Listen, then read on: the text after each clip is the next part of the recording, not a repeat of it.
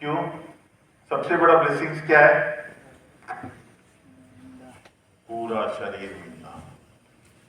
उस आदमी से पूछिए जिसको सुनाई नहीं देता है, जिसको दिखाई नहीं देता है, जो लूला है, लंगड़ा है, उससे पूछिए कि क्या है ये, आप क्या है, उसका वैल्यू क्या है, उससे पूछिए। पूरा शरीर मिलना सबसे बड़ा भाग्यवान है। उससे बाद बहुत सारी बातें आती हैं। तो हमको ये सारी बातें याद रखना चाहिए। जैसे शर्ट में, एक सफेद शर्ट में काला धब्बा लग जाता है तो क्या होता है? हमारा ध्यान किधर जाता है? उस धब्बे पे। उसी तरह लाइफ में दो चार बातें रहती है जिसको हम इतना इंपॉर्टेंस देते हैं कि हमारी सारी ब्लेसिंग्स जो हमारी लाइफ की है वो हम भूल जाते हैं और तनाव में रहते हैं। तो एक मैं हमेशा लोगों को बोलता हूँ, एक ब्लेसिंग बुक अपने साथ रखिए। अपना जिंदगी का जो भी ब्लेसिंग्स है, माँ बाप से लेके, शरीर से लेके, खाने से लेके, किताब से लेके, जितना भी ब्लेसिंग है उसको लिख के रखिए और उस परमात्मा को एक दिल से धन्यवाद कहिए कि मेरे पास इतना दिया प्रभु ने। ये दो चार बातें उसके बाजू में लिखिए और सोचिए कि ये दो चार बातों के लिए मैं इतनी सारी पॉइंट्स को मैं गंवा रहा हूं, हर पल गंवा रहा हूं। Is it worth it?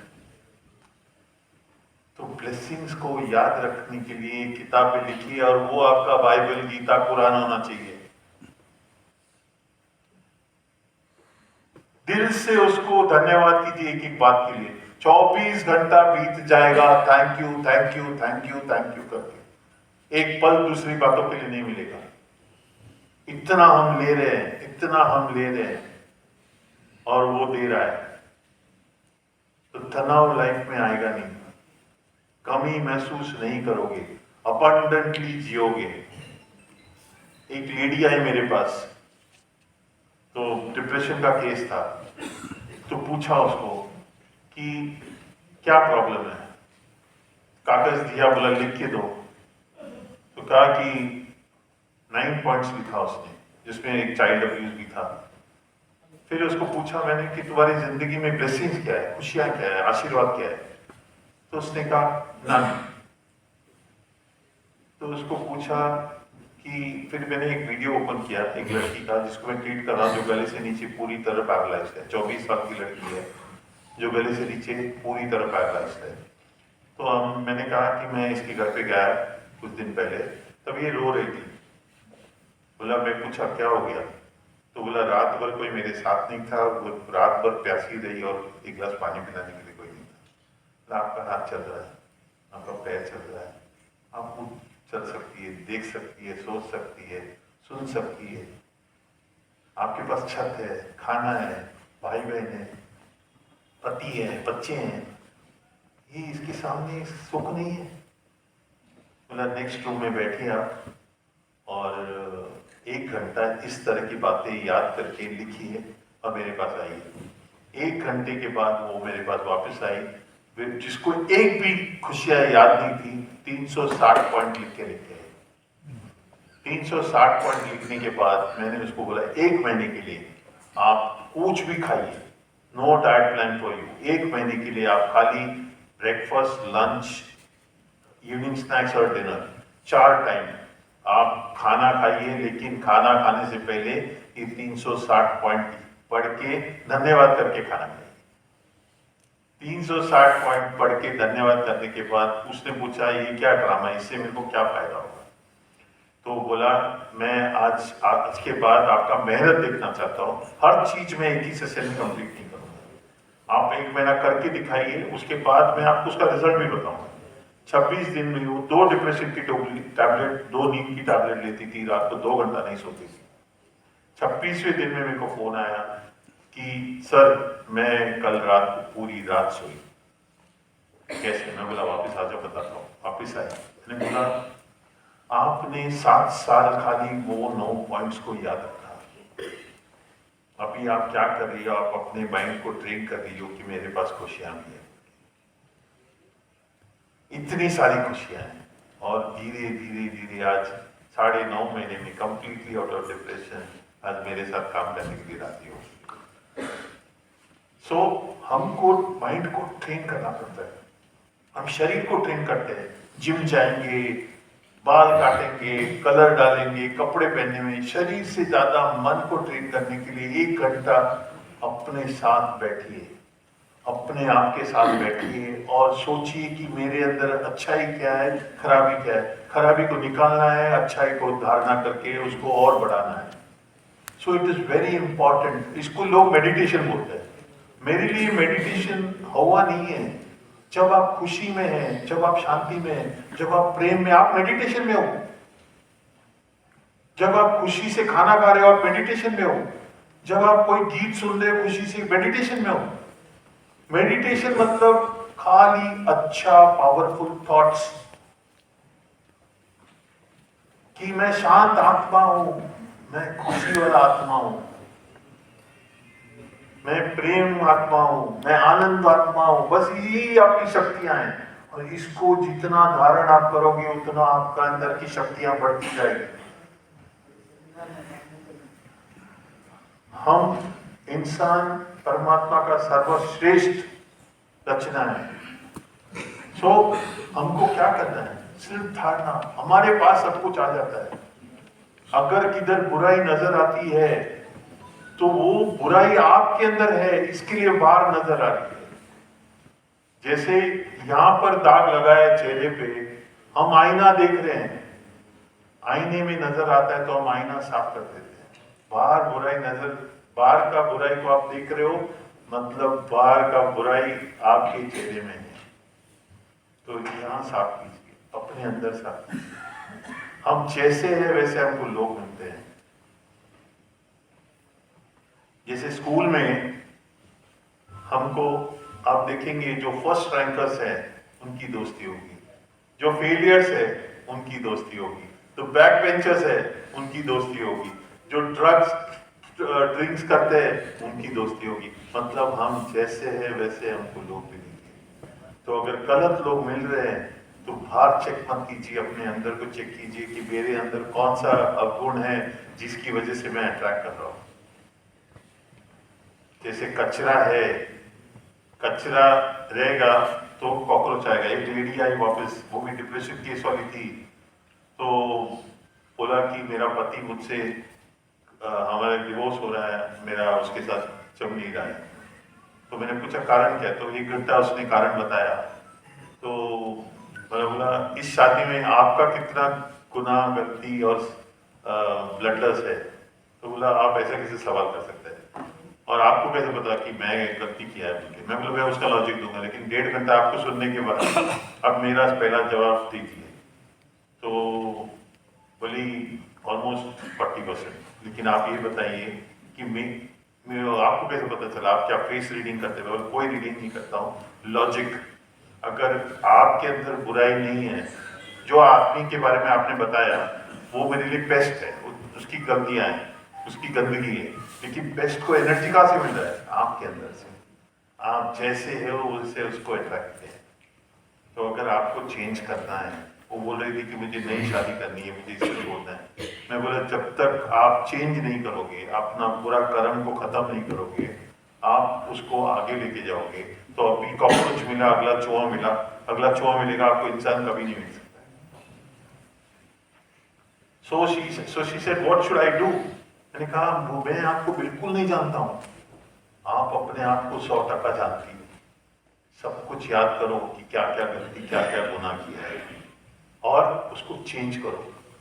जिस दिन आपको लगा कि मेरी तरफ से पूरा हो गया, उस दिन उसको छोड़ो। और जैसे उसने शुरू किया, उसका डिप्रेशन 6-7 महीने में खत्म हो गया और 1.5 साल के बाद मियाँ बीवी हाथ में हाथ रख के मेरे पास आए। उसने चेंज बोला, ये एक कदम जो कि मैं पूरी तरह घुटनों में आ गया। So it is very important कि हमारी अंदर की गलतियों को सुधारना है, हमको शब्द सुधारना नहीं है। जैसी दृष्टि वैसी सृष्टि। जब तक आपकी दृष्टि नहीं बदलेगी, आपकी सृष्टि नहीं बदल सकती है। It is very important that we give time to ourself. हमारा धन पैसा नहीं है, हमारा धन है 24 घंटा जो हमको परमात्मा ने आज दिया है, उसको किस तरह से हम इस्तेमाल करते हैं अपने ऊपर। जब तक मांगते नहीं कोई भी एडवाइस मत करना, इंटरफेरेंस है कोई भी रहना, आप सही जियो, आपको देखकर प्रेरणा होनी चाहिए कि दूसरा मैं भी इनकी तरह जियो। आप इतने खुश रहो कि दूसरा पूछे कि आप इतने खुश क्यों हैं, क्योंकि है, और आपको बोलना है सिर्फ इतना कि मैं सही हूं। खुशी तब आ सकती है, शांति तब आ सकती है, आनंद तब आ सकता है। सम्मान देने की चीज है, उसको पाने की कोशिश मत करना। स्वमान हमारा है, स्व को मान देना, बस वहीं पर बात खत्म होनी चाहिए। मेरा भाई का बेटा कुछ टाइम पहले मेरे को फोन किया, काका मैं 4th ईयर नहीं करूंगा, मणिपाल में मेडिकल होटल मैनेजमेंट कर रहा था। तो मैंने कहा ठीक है बेटा, लेकिन मैं तुमको थोड़ा मान कम कर दूंगा। बोला क्यों? मैं 4th ईयर नहीं कर रहा इसके लिए। मैं बोला इसके लिए नहीं। मैंने कहा किसका डिसीजन था होटल मैनेजमेंट मणिपाल में करने का? आपका डिसीजन था। अगर आप अपना डिसीजन को मान नहीं देते तो जग आपको क्यों मान देगा? आपका शब्दों को आप खुद मान नहीं देते हो तो जग आपको क्यों सब रिस्पेक्ट देगा? देखते सुबह फोन करके बोला काका मैं 4th ईयर कंप्लीट कर जाता हूँ। तो इट्स वेरी इंपॉर्टेंट कि हम जब शब्द देते हैं, हम जब वचन देते हैं, तो उसके बाद प्रॉफिट लॉस नहीं दिखना चाहिए, उसके बाद अपनी ताकत बढ़ानी चाहिए। लॉस हुआ तो भी कोई नहीं, लेकिन मैंने शब्द दिया है, मैं खुद को मान देता हूं, मैं स्व को मान देता हूं। जब तक स्व को मान नहीं देगा तब तक सम्मान मिलेगा नहीं। तो हर बात जो आपके लिए अच्छा है उसको लिख के रखिए और उस पर अमल कीजिए और स्व को मान लीजिए, तब आपको सम्मान 100% मिलेगा।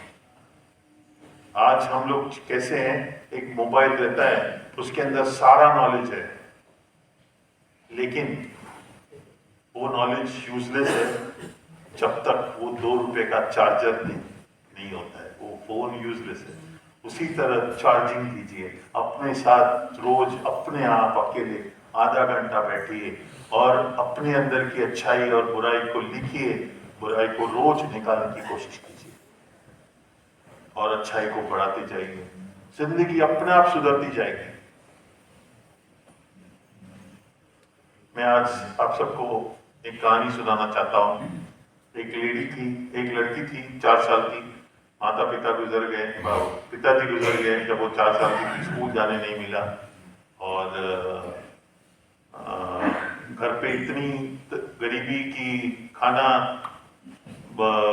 खेतों में थोड़ा सा खाना उगा के उसको बेच के साबुन तेल आता था घर पे।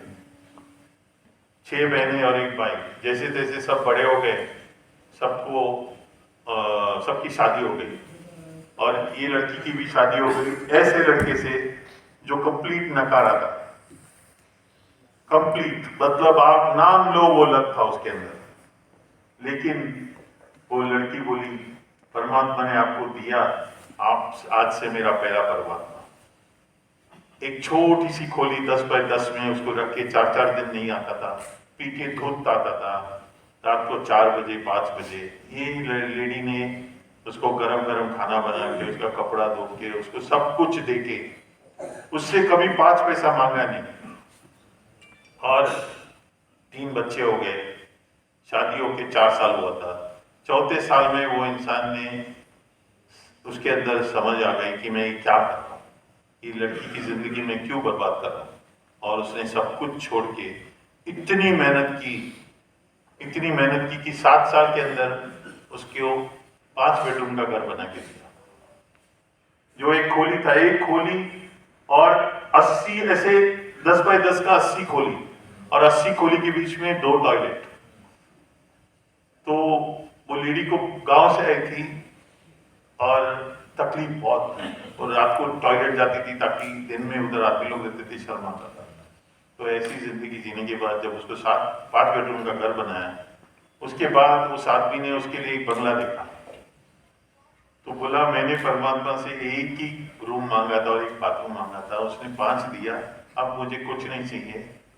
अब आपका भाई बहन, आपके मेरे भाई बहन, हमारा स्टाफ, हमारा परिवार, बाहर की सोसाइटी, जो भी आपके पास पैसा है वो आप उन सबको मदद करना शुरू कर दो। मुझे कुछ नहीं चाहिए।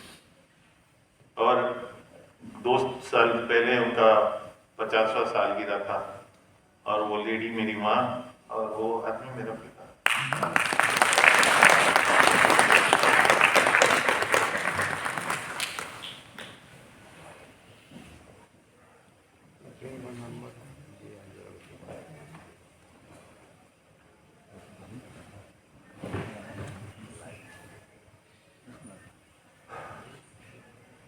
तो लाइफ बहुत अच्छा है दोस्तों, बस देते रहो।